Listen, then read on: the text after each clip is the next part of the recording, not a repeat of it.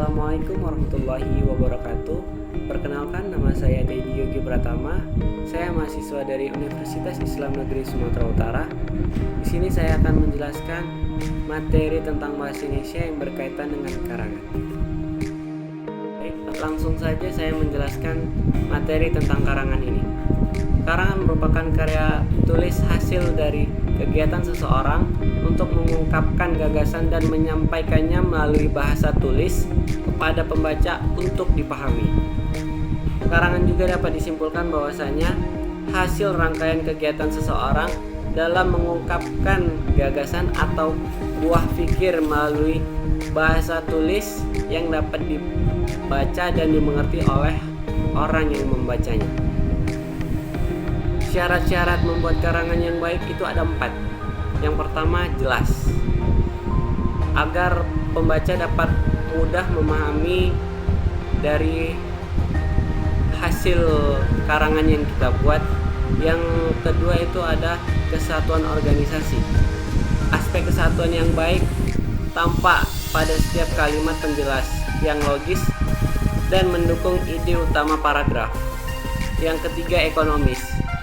Ciri ekonomis berkaitan erat dengan soal keefisienan baik waktu maupun tenaga. Dan yang keempat itu ada pemakaian bahasa yang dapat diterima. Pemakaian bahasa yang dapat diterima akan sangat mempengaruhi tingkat kejelasan paragraf. Karena pemakaian bahasa dalam suatu karangan harus mengikuti kaidah bahasa yang baik, baik menyangkut kaidah pembentukan kalimat atau kaidah pembentukan kata atau kaidah ejaan yang berlaku. Kerangka karangan. Kerangka karangan merupakan suatu rencana kerja yang merupakan garis-garis besar dari suatu karangan atau tulisan yang akan ditulis, dibahas, susunan sistem dari pikiran-pikiran utama dan pikiran-pikiran penjelas yang akan menjadi pokok tulisan. Kerangka karangan itu biasanya juga kita bilang yaitu outline, yaitu kerangka karangan. Secara garis besar, pola kerangka karangan dibagi menjadi 2, yaitu pola alamiah dan pola logis. Pola alamiah itu merupakan suatu urutan unit kerangka karangan sesuai dengan keadaan yang nyata di alam. Kerangka alamiah ini terbagi menjadi 3, yaitu yang pertama kronologis, yaitu yang berkaitan dengan waktu. Yang kedua spasial, yang berkaitan dengan ruang. Yang ketiga itu topik yang ada. Topik yang ada itu suatu pola peralihan yang dapat dimasukkan dalam pola alamiah adalah urutan berdasarkan topik yang ada. Suatu peristiwa sudah dikenal dengan bagian-bagian tertentu. Yang kedua itu pola logis. Pola logis itu tanggapan yang sesuai dengan jalan pikiran untuk menemukan landasan bagi setiap persoalan. Kerangka logis ini terbagi menjadi 6. Yang pertama ada klimaks dan anti klimaks. Yang kedua ada kausal. Yang ketiga pemecah masalah. Yang keempat umum khusus. Yang kelima familiar. Dan yang keenam akseptabilitas. Jenis-jenis kerangka. Yang pertama itu ada berdasarkan bentuknya. Yang pertama puisi. Puisi adalah karangan yang mengutamakan keindahan bentuk dan bunyi serta kepadatan makna. Puisi pada umumnya berbentuk monolog. Dan yang kedua ada drama. Drama adalah karangan bentuk dialog sebagai pembentuk alurnya. Yang ketiga ada prosa.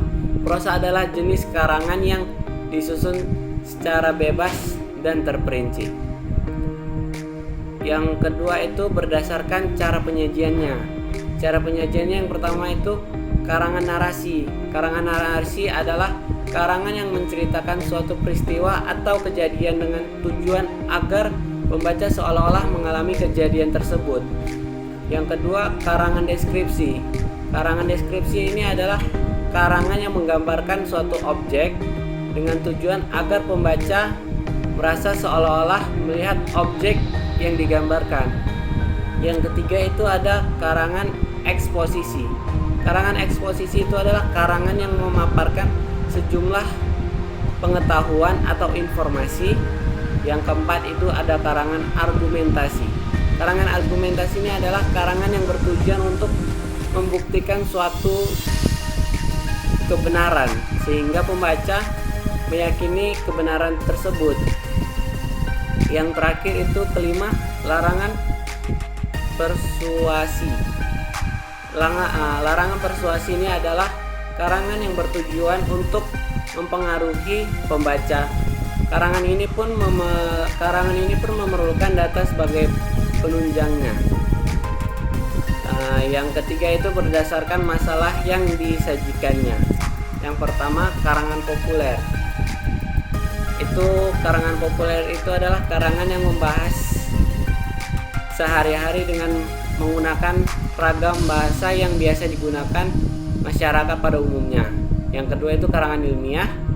Karangan ilmiah itu karangan yang membahas masalah yang berkaitan dengan disiplin ilmu tertentu. Yang ketiga, karangan ilmiah populer. Karangan ilmiah populer ini adalah karangan yang membahas masalah-masalah keilmuan dengan menggunakan ragam bahasa yang dipahami masyarakat pada umumnya. Dan yang keempat ini surat. Surat merupakan karangan yang mengupas beragam persoalan dalam berbagai kepentingan. Dan yang kelima, karangan sastra. Karangan sastra ini adalah karangan yang berisi cerita rekan dengan bahasa gaya citra rasa yang indah.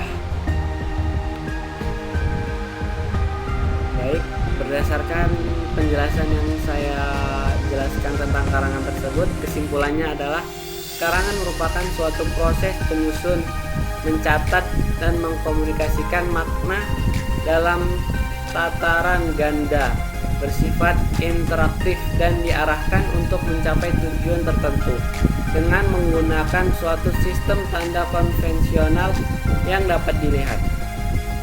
Karangan terdiri dari paragraf-paragraf yang mencerminkan kesatuan makna yang utuh. 5 jenis karangan yang umum dijumpai dalam keseharian adalah narasi, deskripsi, eksposisi, argumentasi, dan persuasi. Terima kasih, sekian penjelasan dari saya. Lebih kurang saya mohon maaf. Billahi taufiq wal hidayah. Wassalamualaikum warahmatullahi wabarakatuh.